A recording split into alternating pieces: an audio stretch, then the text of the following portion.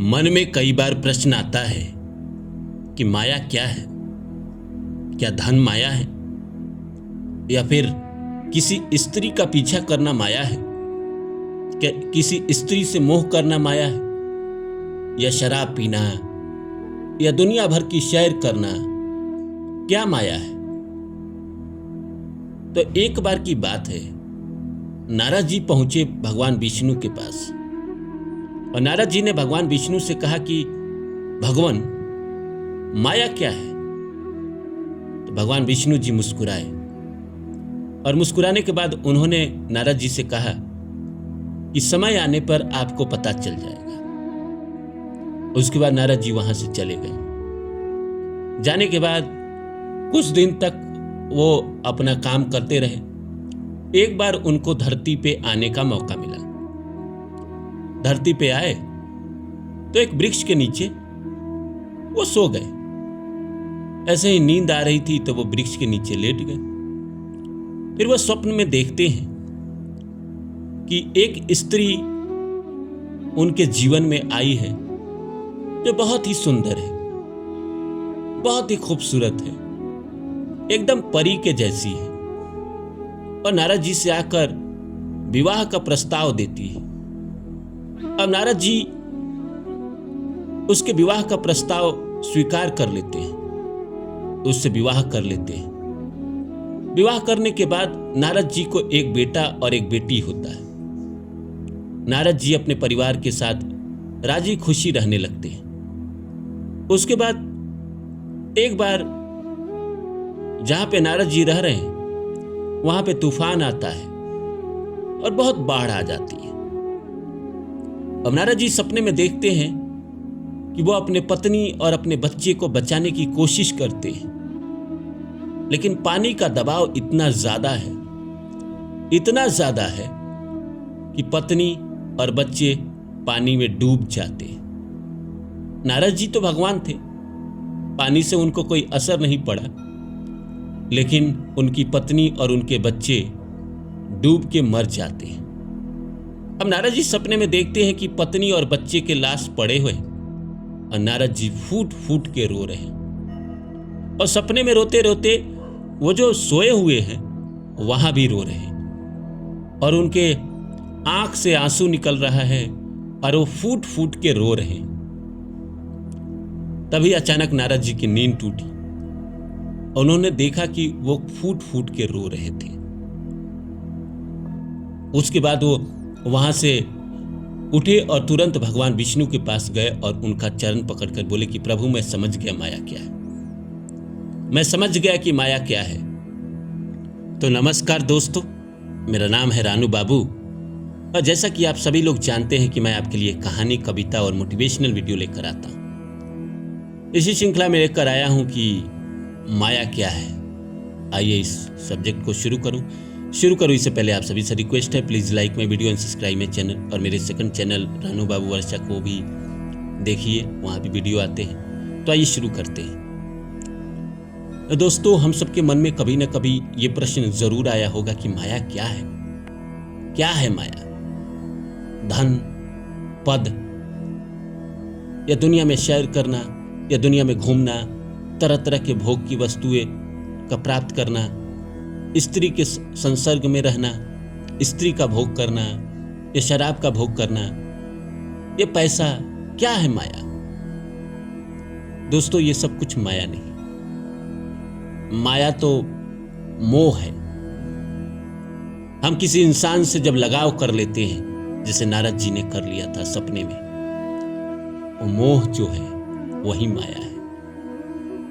हम अगर किसी भी वस्तु से अगर लगाव ना करें तो हमें माया कोई भी कुछ ना कर पाएगा। अगर हम शराब के बोतल से प्रेम ना करें, शराब पीने से प्रेम ना करें, अगर हम ऐसे ही पी लिए, हाँ पी लिए तो पी लिए, अगली बार कब पिएंगे पता नहीं।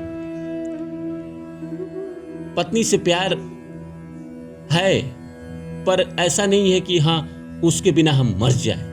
किसी से प्रेम इतना है कि हाँ भाई, प्रेम है तो है, अपना कर्तव्य, मुझे इस संसार में हम आए हैं तो कर्तव्य निभाना है। कोई हमें छोड़ के चला गया तो हम उसके लिए दुखी ना हो रहे हैं, कोई आ गया तो हम बहुत खुश ना हो रहे हैं। किसी इंसान के लिए हम रो ना रहे हैं, अगर रोने लगे तो माया है। अगर नहीं रो रहे हैं, ये समझ रहे हैं कि ये संसार का नियम है, लोग आएंगे जाएंगे, लोग मेरे भी जीवन में आएंगे, मुझे छोड़ के जाएंगे। जब छोड़ के जाने लगे तो कोई अफसोस ना जो इंसान करता हो, वो माया से मुक्त है।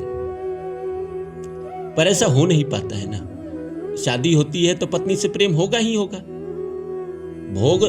भोग करना कोई गलत बात नहीं है। शादी हुई है तो भोग इंसान करेगा ही करेगा, लेकिन उस भोग से लगाव कर लेना, उस भोग में तृप्त हो जाना, उसी भोग में जीना, ये माया है।